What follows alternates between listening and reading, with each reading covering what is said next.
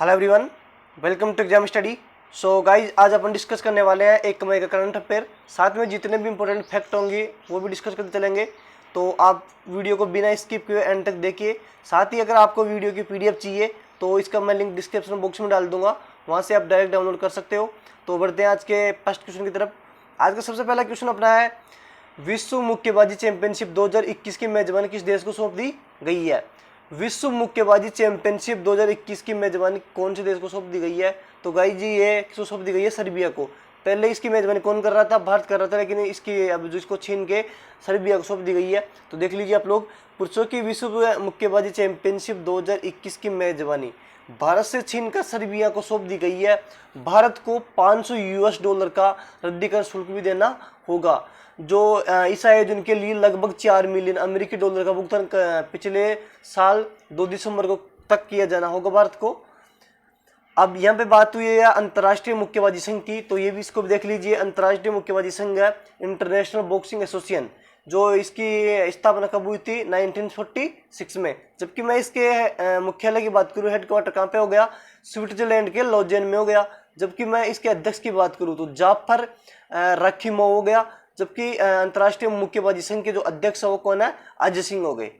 तो अब बढ़ते हैं नेक्स्ट क्वेश्चन तरफ। आज का अपना नेक्स्ट क्वेश्चन है, हाल ही में सतर्कता आयुक्त के रूप में किसने शपथ ली है?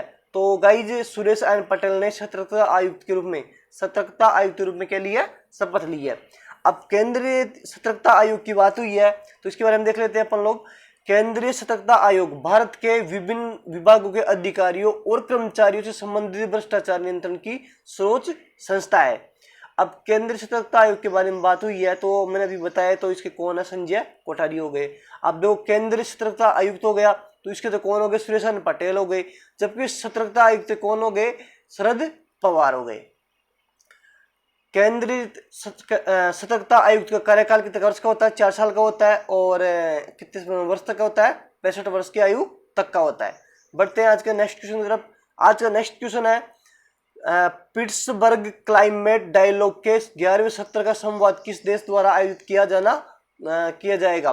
दोबारा से देखिए, पिट्सबर्ग क्लाइमेट डायलॉग के 11वें सत्र संवाद के किस देश द्वारा आयोजित किया गया?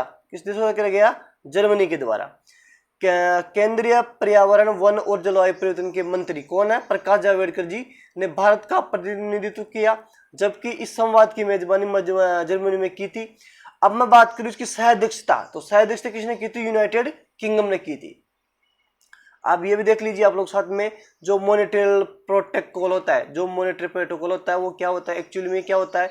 ये एक international treaty decided to protect the ozone layer.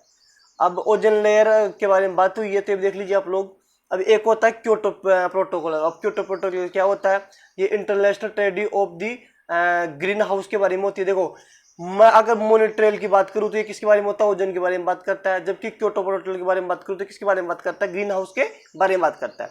तो बढ़ते हैं आज के नेक्स्ट क्वेश्चन की तरफ। आज का नेक्स्ट क्वेश्चन है, हाल ही में बोडोलैंड प्रादेशिक परिषद के प्रदर्शन के कार्यकाल किसने संभाला? तो कहते किसने संभाला? है जगदीश मुखी ने। जगदीश मुखी ने ही बोडोलैंड प्रादेशिक परिषद की अध्यक्षता का जो प्रभार संभाला है।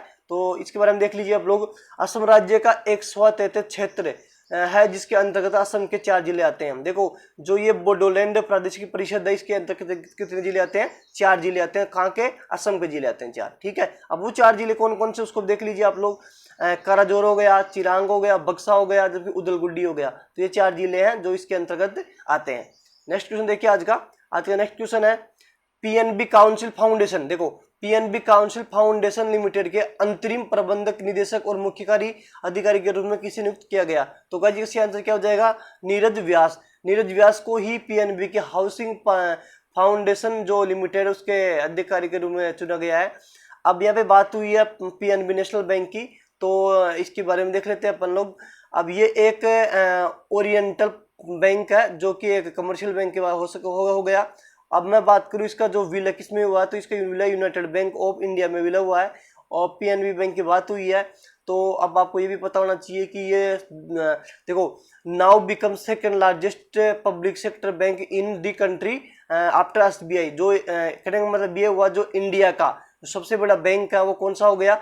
सबसे बड़ा बैंक हो गया SBI। जबकि मैं दूसरी बैंक की बात करूँ, दूसरा सबसे बड़ा बैंक कौन सा हो गया, PNB बैंक हो गया। अब PNB बैंक की बात हुई है तो आप इसके CEO का पता होना चाहिए। इसके CEO कौन हो गए, SS मावलिंका, जो मल्लिकार्जुन राव हो गए। जबकि मैं इसके हेडक्वार्टर की बात करूँ, हेडक्वार्टर कहाँ पे है, न्यू दिल्ली में है। PNB बैंक कहाँ पे है, न्यू दिल्ली में। तो आप PNB बैंक को ऐसे भी याद रख सकते हो, PNB बैंक का जो हेडक्वार्टर है कैसे याद रखोगे, न्यू दिल्ली में। ये पंजाब की लड़कियां अक्सर कहाँ जाती है, न्यू दिल्ली में जाती है, ठीक है जी।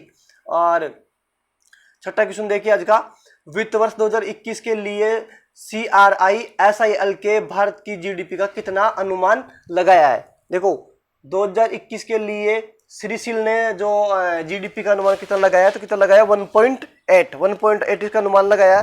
अब जबकि मूडीज की बात करूं, मूडीज ने कितना अनुमान लगाया, 2.5%, जो घटा कर कितना कर दिया, 0.2% कर दिया। जबकि फिच की बात करूं, फिच के अकॉर्डिंग भारत की GDP दर अनुमान घटा कर कितना कर दिया, 1.8 कर दिया। जबकि इंडिया रेटिंग ने एंड रिसर्च एजेंसी ने भारत की जो GDP ग्रोथ है वो घटाकर कितनी कर दी, 1.9%। अब बढ़ते हैं आज के नेक्स्ट क्वेश्चन की तरफ। आज का नेक्स्ट क्वेश्चन है, संयुक्त राष्ट्र में भारत का अगला राजदूत अथवा स्थायी प्रतिनिधि के रूप में किसे नियुक्त किया गया है। तो गाइज संयुक्त राष्ट्र में भारत का अगला राजदूत नियुक्त किया गया TCS त्रिमूर्ति को। तो अब इसके बारे में देख लेते हैं अपन लोग। संयुक्त राष्ट्र की बात हुई है तो आपको संयुक्त राष्ट्र के बारे में पता होना चाहिए। तो संयुक्त राष्ट्र है जो इसकी स्थापना हुई थी 24 अक्टूबर 1945 को। जबकि मैं इसके मुख्यालय की बात करूं, इसके मुख्यालय कहाँ पे है, संयुक्त राष्ट्र के न्यूयॉर्क में हो गया। जबकि इसके महासचिव की बात करूं तो इसका महासचिव हो गया गियानियो गुटेरस, जो कि एक पुर्तगाली है। अब आपको ये भी पता होना चाहिए संयुक्त राष्ट्र में कितने सदस्य हैं, 193 देशों का एक संगठन है, तो 193 देश हो गए। अब जबकि इसके कुछ विशेष उपवाद है वो भी देख लीजिए आप लोग। अक्सर एग्जाम में पूछा जाता है कि निम्न में से कौन सा देश संयुक्त राष्ट्र का देश है, तो उनमें देते हैं ताइवान, वेटिकन और फिलीपींस। जबकि ये तीनों देश इन 193 देशों में शामिल नहीं है।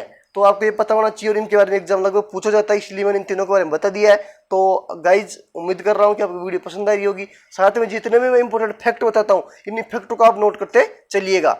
अब बात की जाए जो संयुक्त राष्ट्र की ऑफिशियल लैंग्वेज कितनी है, वहां पे ऑफिशियल लैंग्वेज है 6 लैंग्वेज चलती है। कौन कौन चलती है वो भी बता देता हूं मैं आपको। अरबी हो गया, चीनी हो गया, अंग्रेजी हो गई, फ्रांसीसी हो गई, रूसी हो गई और स्पेनी हो गई। ये 6 भाषाएं चलती है संयुक्त राष्ट्र में। अब मैं बात करूं नेक्स्ट क्वेश्चन की। आज का अपना नेक्स्ट क्वेश्चन है, किस IIT ने देखो किस IIT ने प्रकृति वेब डैशबोर्ड विकसित किया है। तो गाइस किसने किया है, IIT दिल्ली ने किया है। अब इसकी देख ली फुल फॉर्म देख लीजिए आप लोग। फुल फॉर्म क्या है इसकी, precaution and assignment of corona infection of transmission in India. यह डैशबोर्ड भारत में कोविड-19 मामलों की राज्य और हर जिले के अनुसार आने वाले दिनों में वहां कोरोना संक्रमण की स्थिति की विस्तृत जानकारी देगा। अब आपको ये भी पता होना चाहिए जो इंद्रप्रस्थ है वो भारत की प्रस्तावित पहले राजधानी थी, पुरानी राजधानी बोलते हैं इंद्रप्रस्थ है। अब इसके बारे में देख लीजिए, इंद्रप्रस्थ सूचना प्रौद्योगिकी संस्थान IIT दिल्ली ने वोस्क्रो ऐप भी लॉन्च किया था, इसके बारे में पता होना चाहिए। साथ ही दिल्ली जो सरकार ने SS कोरोना नामक मोबाइल एप्लीकेशन भी लॉन्च किया था, इसके बारे में पता होना चाहिए आपको। तो बढ़ते हैं अपने नेक्स्ट क्वेश्चन की तरफ। साथ ही यह भी पता होना चाहिए ऑपरेशन शील्ड दिल्ली सरकार द्वारा राष्ट्रीय राजधानी में कोविड-19 को फैलने से रोकने के लिए शुरू किया गया था। क्या किया गया था, ऑपरेशन फील्ड है जो दिल्ली सरकार द्वारा अपनी जो राष्ट्रीय राजधानी है न्यू दिल्ली, वहां पे जो कोविड-19 से जो बढ़ रहे केस उनको रोकने के लिए इसको लागू किया गया है। इसके अंतर्गत कोरोना प्रभावित इलाकों को एकदम सील्ड कर दिया जाता, पाबंद कर दिया जाता, वहां पे बाहर निकलने की बिल्कुल भी अनुमति नहीं दी जाती है। अब ऑपरेशन शील्ड है तो शील्ड की फुल फॉर्म क्या होती है ये देख लीजिए आप लोग। ये शील्ड है, शील्ड की फुल फॉर्म क्या होती है, एस का मतलब होता है इलाके को सील करने के लिए। अब एच का मतलब होता है घर में क्वारंटीन रहने के लिए। आई का मतलब होता है संपर्क में आए हुए लोगों को आइसोलेशन करने के लिए। ई का मतलब होता है जरूरी सेवाएं सुनिश्चित करने के लिए। जबकि एल का मतलब होता है स्थानीय सैनिटाइजरिंग होता है। जबकि डी का मतलब होता है डोर टू डोर सर्वे करने के लिए। इसके अलावा दिल्ली सरकार ने घरों से बाहर निकलने वाले लोगों के लिए मास्क पहनना अनिवार्य कर दिया है और यह देश का पहला राज्य। अब आपको ये भी बताओ कि देश का पहला राज्य कौन सा है जो मास्क पहनना अनिवार्य कर दिया है, ये आपको बताना कमेंट सेक्शन में। दिल्ली सरकार ने कोरोना वायरस के प्रसार को निपटने के लिए 5T योजना शुरू करी है। अब इस 5T का मतलब क्या है ये देख लीजिए। ये 5T की बात हुई है। फर्स्ट टी जो पहला टी है उसका मतलब होता है टेस्टिंग, जो सेकंड टी है उसका मतलब हो गया ट्रैकिंग, थर्ड टी का मतलब हो गया ट्रीटमेंट, 4T का मतलब हो गया टीम वर्क और 5T का मतलब हो गया ट्रैकिंग। तो इतनी नॉलेज आपको होना बहुत जरूरी है। नेक्स्ट क्वेश्चन तरफ बढ़ते हैं। आज का नेक्स्ट क्वेश्चन अपना, हाल ही में यूएस क्रिकेट टीम के कोच के रूप में किसे नियुक्त किया गया है? तो गाइज हाल ही में यूएस क्रिकेट टीम के कोच के रूप में जे अरुण कुमार को नियुक्त किया गया है। नेक्स्ट क्वेश्चन देखिए आज का। नेक्स्ट क्वेश्चन अपना, हाल ही में लोक उद्यम चरम बोर्ड का नए अध्यक्ष के रूप में किसे नियुक्त किया गया है? तो गाइज राजीव कुमार को ही लोक उद्ययन चयन बोर्ड का जो नए अध्यक्ष के रूप में नियुक्त किया गया है। तो अब बात हुई है लोक उद्ययन बोर्ड की, तो इंग्लिश में बोले तो इंग्लिश में क्या बोल सकते हैं आप इसको? Public enterprises selection board.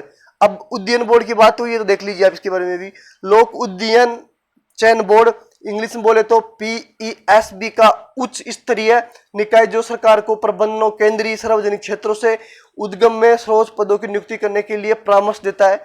अब साथ में ये भी बताना चाहिए आपको, सार्वजनिक उद्यम चयन बोर्ड के जो निदेशक है वो कौन है? कैलाश दान रत्नू हो गए। गाइज उम्मीद करता हूं कि आपको वीडियो पसंद आई होगी। अगर आपको वीडियो पसंद आई तो लाइक कीजिए, साथ ही चैनल को, हमारे चैनल पर नए हो सब्सक्राइब कर लीजिए और अपने दोस्तों को शेयर कीजिए। थैंक यू गाइज, मिलते हैं नेक्स्ट वीडियो में।